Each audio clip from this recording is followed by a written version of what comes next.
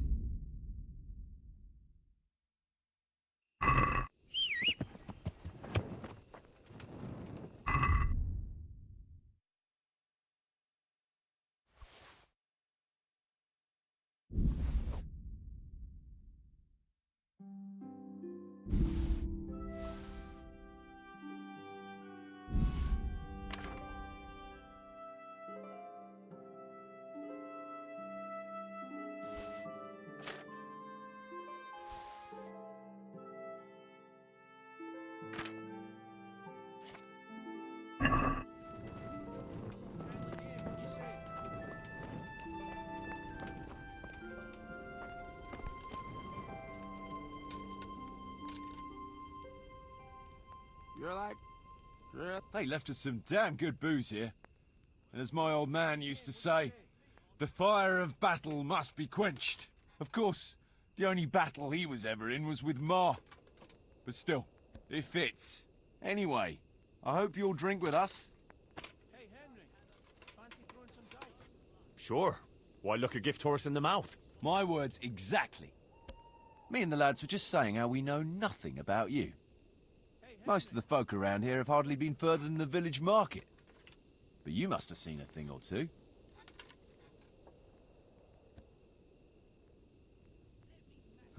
That I have. I suppose you heard about the raising of Skalitz. Aye, I heard. And Radzig told me you're from there.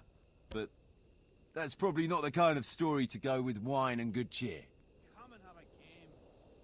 Promise I won't cheat. Do you know Talmberg?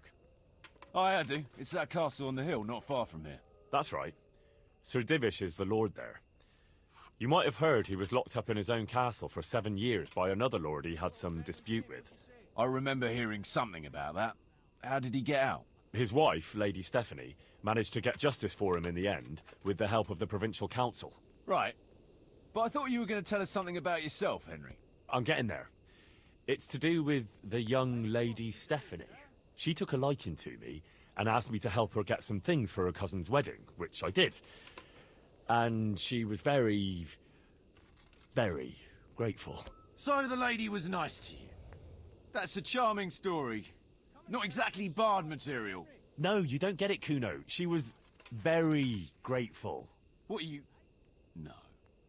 Never. You and the lady of the castle. Yeah, it was a bit of a surprise for me, too. Are you mad? Did it cross your mind what her husband could do? No, I suppose. But I was caught up in the moment. Jesus, Henry. Let me give you a word of advice. We're not from here, so it doesn't matter much. But I wouldn't go telling that story around these parts. Of course not, don't worry. Tell us another.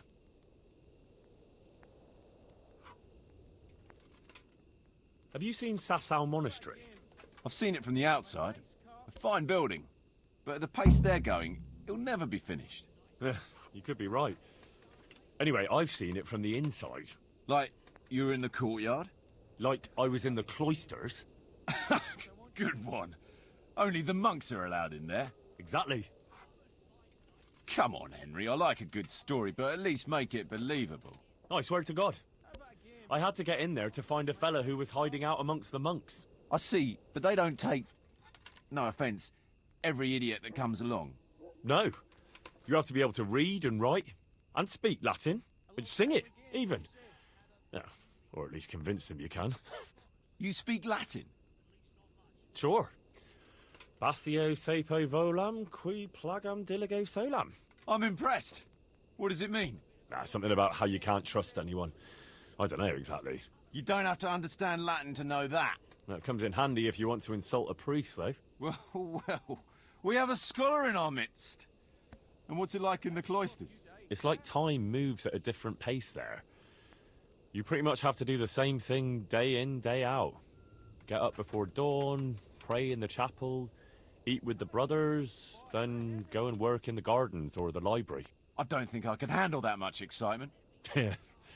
It takes some getting used to, all right. Tell us another.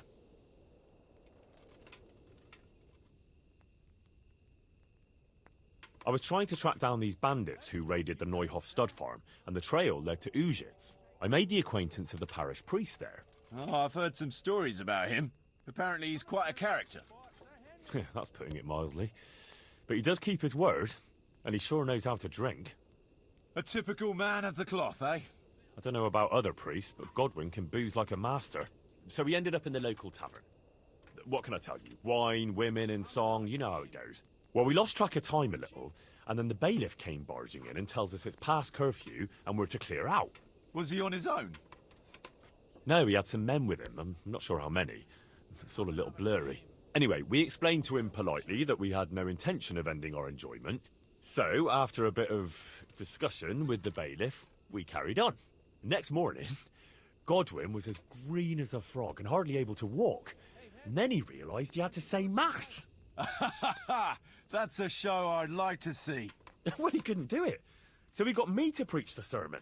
You? Preaching? You're joking. Well, I did my best. Of course, I wasn't in great shape myself, so I'm not sure what the flock made of it. My word, you're a dark horse. A nice story, but let's just drink.